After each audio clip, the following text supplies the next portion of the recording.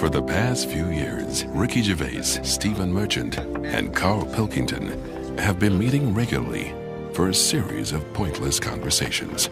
This is one of them. Testing. Is that all right? Hello and welcome to the Ricky Gervais Show with me, Ricky Gervais, Stephen Merchant. Hello. And the little round-headed buffoon that is Carl Pilkington. All right.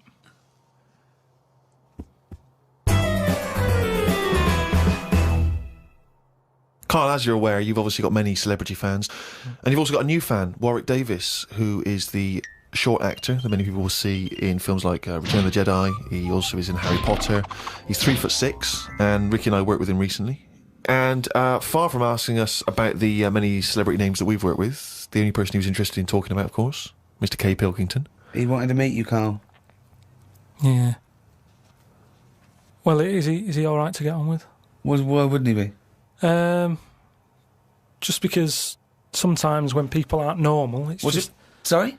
No, I just mean when someone... Like, I've met a few little people in my time. The one that I met a little fella once, and he was all right.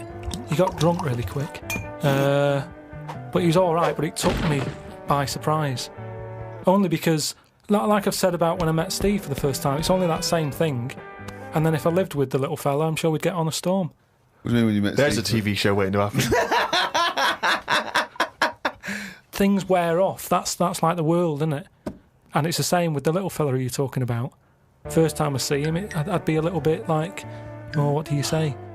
Whereas once you get to know him, I'm sure he'd be a lovely little fella. I don't know where to start, Steve. But Warwick asks, really, what are your thoughts on short people, particularly in entertainment? Because, of course, they've, throughout the ages, made an appearance, particularly in fiction. Tom Thumb, of course, the Oompa Loompas. What do I think of them? He's just wondering, I suppose, what your take is. They're all right. I mean, when I was on jury duty, every day I'd sort of see one pop in, and he'd be sort of struggling getting on the chair. And he sort of, he wasn't struggling in a way that he felt uncomfortable. He'd obviously climbed a lot of chairs in his time, and this was just another one. And watching him, it just makes you think. You go, I should appreciate that I don't have that problem every time I have to sit down and what have you. But I don't think it's that bad. If I had to pick being really tall or really small, I'd go for the really small one because, the world's a more interesting place for him, isn't it? Everything's bigger. Do you know what I mean? We go to New York and go, wow, look at this. And they go and they go, oh dear. Do you know what I mean? Everything's a lot bigger. Everything's more amazing. Food portions. Everything's a bonus. So out of the two, I'd be small, and maybe that's what I'd chat to Warwick about for a bit, just to get to know him. Brilliant. It's a shame in a way that he's not been able to pop in. I'd like to hear that conversation. But I've got, speaking of like weird stuff and that, I've got a new... Well, we weren't, but go on. No, got a new book. Do you know I had that Freaks book? Top 50 Freaks. Got a new one sent to me. Really? Yeah, and do you know, like, everything normally has a name. So, like, if it's the two-headed fella, they're all nicknames like that, aren't they? They've got two nicknames, I imagine. But this new book I've got, right, on the cover of this one, it's got, like, a woman with three breasts, right? And she's called the three-breasted woman, as you'd expect. The one face... Why is she posing nude, though? That's what I want to know. Tart. Well, she looked happy. And there was a fella with, like, one face but two bodies. What do you mean one face but two bodies? One face, two bodies. What do you mean one face, two bodies? Surely one head, two bodies. Ed as well, but it was mainly the face. That was weird because he looked fed up. What are you talking about? How What can are you you have talking a face about? without a head? How can you have... What do you mean? How did it join to the neck? No, it did have a head, but the fact is, it was weird that it had one face to me. What do you mean? Well, if you've of got course one he had- head, you'll have one face. Yeah, I know, but it was the fact that he had one face and two bodies that I didn't think... But why do you keep saying one face and two bodies as Why opposed not to one one head? head and two bodies? We're all the man with one face. Yeah, but now I've got one body. Yeah, well, surely he's the man with two bodies then. Again, the description. Roll up, see the man with one face. Yeah, I know, yeah. So it's full of stuff like that, right? And what I'm saying is, that fella, the one-faced man, the three-breasted woman... He wouldn't be known as the one-faced man, is what I'm saying. Well, that isn't the peculiar thing about him. No, well, they all had names like that. Right. But there was one thing in it that didn't even have a nickname. It was so weird. What do you mean? It just said unidentified. What does it look like? Sort of testicles for eyes. That's. It just reminded me when you were What do talking you about mean strange. testicles for eyes? And what is it? Did he have a normal body? I didn't even look at that. Oh, No, so that's what I'm saying, though. You're attracted to the oddness of the thing, and that's what I was saying about Warren when he walks in. Warwick. You know, it'll be odd for a minute, and then I'm sure For him it will be. Yeah. He'll get used to you. I've got my head round it a bit more, and the way that there's loads of people in the world, and yet you don't see people with like dangly eyes more often. It amazes me. I love the fact that he's amazed by not seeing freaks. Yeah. It's incredible. He's walking down the street going, oh, everyone's got one head. That's weird. Suzanne, see any dangly eyes today? No, me neither. It's weird, isn't it? What's going on in the world? Oh. Went out the other night with the lads.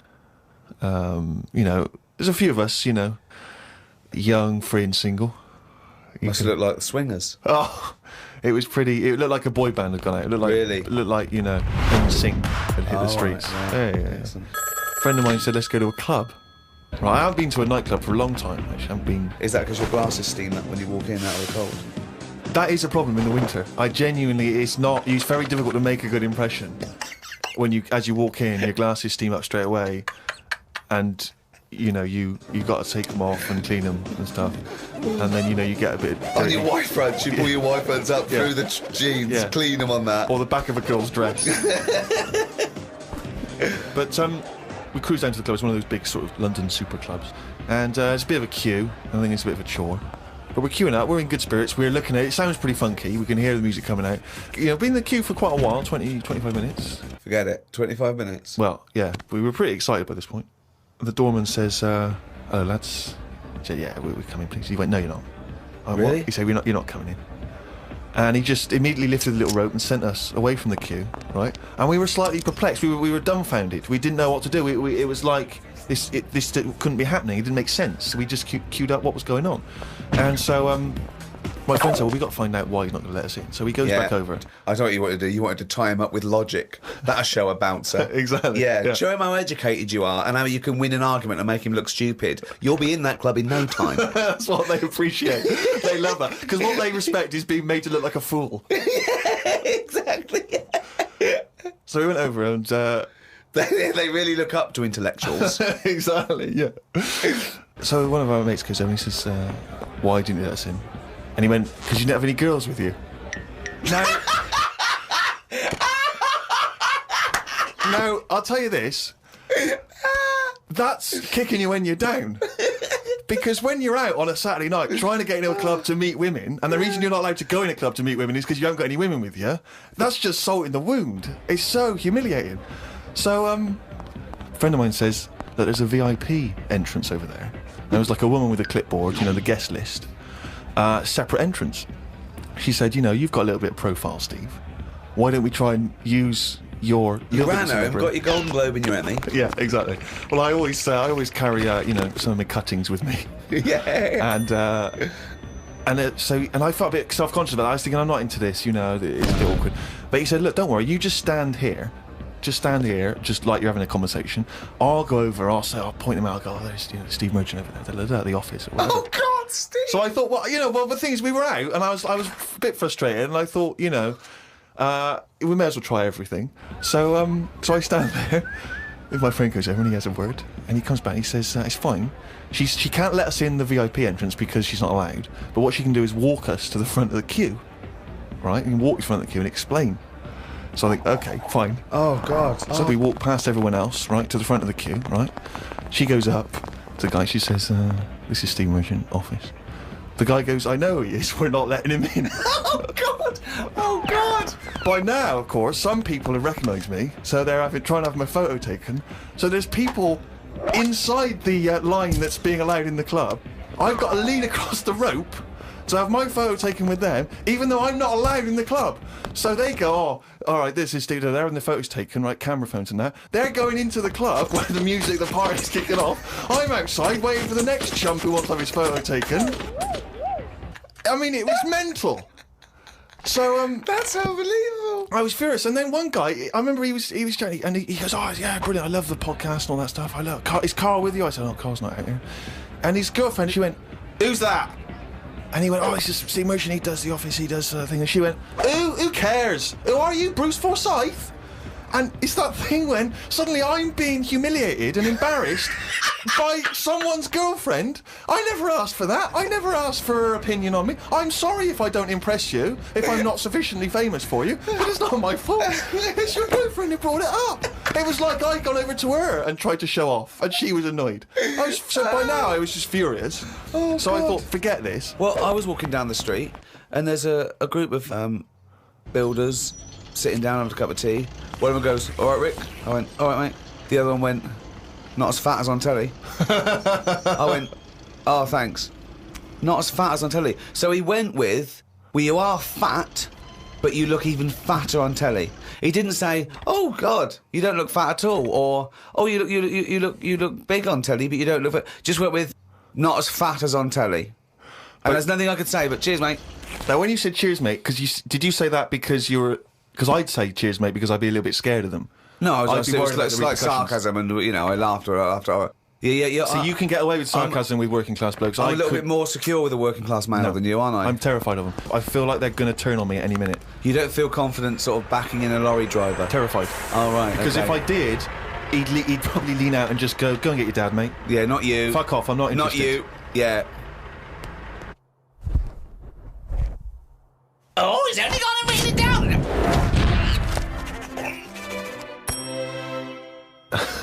That jingle there signifying, of course, once again, another reading from the Diary of Carl Pilkington.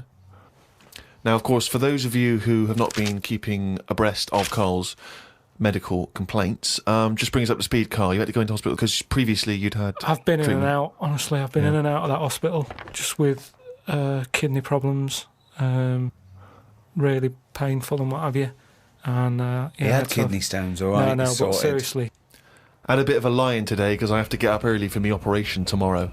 Not only have I got to have tubes shoved up my knob, but I also have to get up at 5:50. Suzanne said I could have what I want for my last dinner. It's not your last dinner, you're going for an operation. Yeah, but you can't take things for granted these days. Oh, I had shepherd's pie and peas. Suzanne made it from scratch. As nice as it was annoying. Because making stuff from scratch means loads of pots, and it's my job to do the washing up. So much as the food was nice, there was loads of pans and that. People who get their last dinner on death row don't have to wash up. Got up at 5:55. You were supposed to be getting up at 5:50 on the other page. You were 5 minutes late getting up. He's often late. Often late. Got to the hospital and had to wait in the waiting room. There was another 9 people in there waiting to be sorted.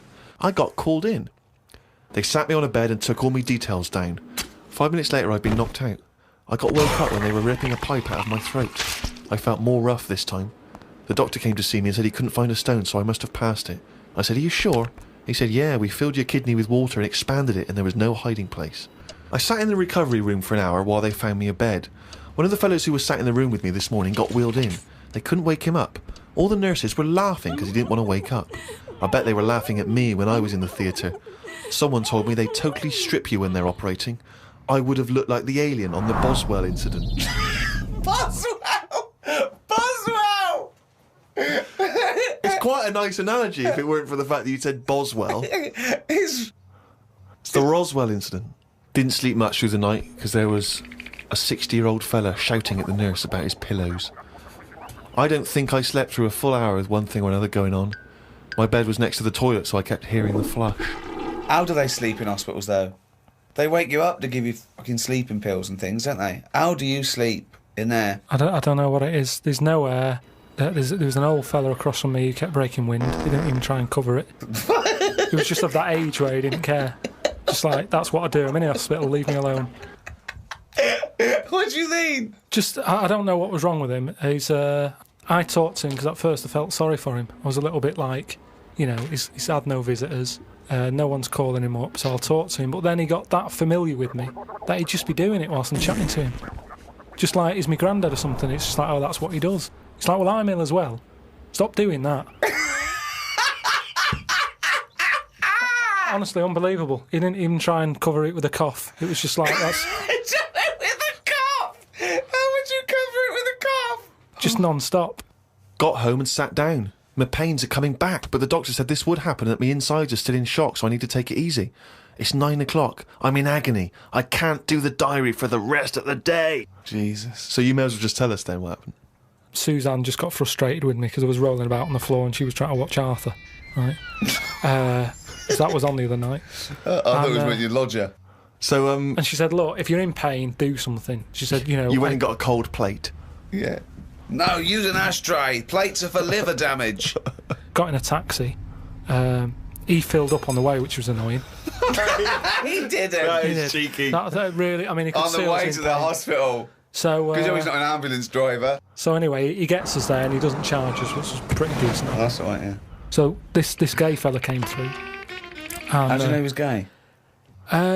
just the way he was. I'm not having a go. He was a good fella. Do you know what I mean? A doctor, you mean? No, he was he was a nurse. Right. And he came through and just sort of went, oh, how are you? And I was like, oh, I've had better days. So he got As me you on mentioned in the diary, I remember the first time when I came here, they said the nurse might put a tablet up my arse. I thought the chances of that happening had just increased. Oh, Carl! Yeah, but I would have let him do it. Honestly, I was that sort of out of it. That, Of course you'd let him do it. He's a qualified nurse. No, but the way I am now, say if it was just a tablet for sorting out my blood pressure, and I walked in there and he went, oh, hello. And he said, yeah, let's pop that. I'd go, hang on a minute. But what I mean is that night, I would have just let him put 3 up, honestly. It's just weird, isn't it, how your body just goes, let them get on with it, and you trust anyone, don't you? When you're in that much pain and you need And help. they're a qualified nurse, yes. Carl, of course, has written a poem about the experience entitled My Ward. All I've done here, I've been through I don't know what the word is, a bad experience. Trauma. A trauma, yeah, I've been through a load of trauma. So I'm just finishing it off with a little sort of picture for people. Go on then. Me, a Chinese fella, and an old bloke who looked like Mr. Burns from The Simpsons. Don't know what was wrong with him, but breaking wind was the symptoms. No one visited him or called him. He seemed quite lost to me. As well as wind problems, he had a colostomy. Back. When I left, I said, see you to the old man. Turned out the other fella wasn't Chinese. He was from Japan. I never found out what was up with him. You've got a little picture there, haven't you, of me sat in my ward. I'm sat there with that fella who I didn't talk to, the old fella who had wind problems. And that's what a poem is, isn't it? But the detail about you thought he was Chinese and he turned out to be Japanese, how is that evocative? That's just a piece of misinformation. It's just I like it. I imagine a lot of people making I the like same it mistake. because you know why? It's like he even makes digressions within his poem. Yeah. Do you know what I mean? It's like he could have gone back and erased that, but he didn't. He left that digression in, and I think that's great. It's very honest. Had a late night last night because I stayed up to watch a programme about monkeys. It's already good. Of course he did. It's already good. Now, before I read on, I mean, is this not some kind of monkey news? Is this not a late return to monkey news? Well, it's not that good. Is it not? Whereas the other monkey news is... Oh, chimpanzee, that's some more shit. This is what he says. This is what he gleaned from the programme about monkeys. It sat on a bridge and wanted stuff off people to walk over the bridge. What? So it was acting as some kind of toll booth, This was is it? ridiculous. No, it was a bridge in like the jungle. Oh, shut the fuck up. And it's a monkey that sat on a bridge, and a lot of tourists go through the area. No, it's a monkey to look at them. who realised that if he sits there, he'll get stuff because it look like it's a cute little chimp begging. No, but every time. Yeah, because you give a monkey, I'm as bad as him now. If you give a chimpanzee a banana, and he starts realising that humans have things to give. Yeah, but it's all Squirrels sorts of learn that. But you don't go, you wouldn't say, went to the park, there's squirrels waiting at the gate. You have to give them a toll to go in. They're only going to give them a nuts. They come up to you every time. You fucking idiot. Went to bed after watching it and fell asleep thinking about it on the bridge right now. It's a bit bad, really, because the monkey should work harder for its food. It made me remember the slug I saw yesterday that was eating bird poo. Nobody would ever help a slug with food like they do with ducks and monkeys. A slug's life is pretty bad. The only time they come out of their den is when it's raining. Den. So even their days out are depressing. It is. Do you know what I mean? No. It is like, it's a horrible thing to be, innit? A slug. I love him talking about what is it like to be a slug. No, just because like the monkey, even though it's been quite aggressive, everyone was like, "Oh, give it some water," and it was well like kitted out. It had like chocolate bars, bottled water, some like fizzy stuff, and all that. An iPod. It was listening to Monkey News. It could have had one if it wanted one. It was getting away with murder on that bridge, and that's just because it was furry. Yeah, if that was like a blob, like a slug, there's no way people would be that friendly towards it. And it just annoys me how you get this pecking order for like no matter what creature you are, favouritism. And that slug was only eating that bird poo because it wasn't being offered stuff. If it was offered toffees or whatever. Well, it's just sad, isn't it? It's come to that. That's what its life has come to. Yeah, but it's not a mollusk that's down on its fucking luck. It didn't live in a big country house, No, and this but wife left it. The kids went. It started hitting the bottle. It, and I kind of thought, and look, they do only come out in the rain, and it's depressing, and it'll probably get killed in a bit. And that was its last meal. I just Last meal. But it people wouldn't don't care. prefer steak and chips, Carl. It No, but doesn't a leaf. have. It must like a leaf or at the end of the day, it's an insect. They love a It's leaf. not an insect. Well, it's part of that gang. It's part of that. No, it's part of They that. hang out together. They hang out It's not. together. Why do you think it's part of that Because gang? it knocks about in the woods in the same place as a spider does. But what I'm saying is they're eating boring stuff because that is what's It's in not their boring area. stuff to them. They're not. I have no opinion of it at all. They take in sustenance. No, but where you are is what you eat. When I'm in London, I'll have beans on toast for lunch. On holiday, what? Tapas? Go on, I'll have a bit. So it's whatever you eat, what's in that area. Suzanne went off to work and I went to the shop to buy some envelopes. The shop was empty, but the fella behind the counter was on the phone and just kept talking even though he could see I was waiting. I started to count backwards from 20. When I got to 6, he hung up and served me. I won't use the shop again. Question, why count backwards from 20? So he's thinking, what's going to happen at 1? If I start counting from 1, he's going, well, let him carry on. What, out loud? So, not really loud, but like more of a mouth action so he could see who was doing it. Do you know, like Sorry, you just started miming counting backwards to a man in a shop. He's on the phone. The shop Yes. is empty. I Yes. thought he'd like me custom. He could have served me and stay on the phone. Even though I don't like that, at least he's still doing what he needs to do. I'd have said, working the sorry, shop. can I just get these, please? Yeah. Well, I stood there and I thought, it's annoying me now. My kidneys aching and I started to get a bit of a sweat on. So I thought, right, I'm going to give him 20 seconds and if he hasn't got off the phone, I'm leaving. Again, You are giving one yourself, of the strangest people. It's just giving yourself a thing. I could have been stood there for Free. ages. He's one of the strangest people who's free to walk It's the about, streets. No, I set myself a little target and I thought I don't want to waste another 30 seconds in here. I'll give him 20. It worked. He served me at 6. But it didn't work. Yeah, but did he do it because you were doing that, or did he finish his phone call? I don't know, I was busy counting.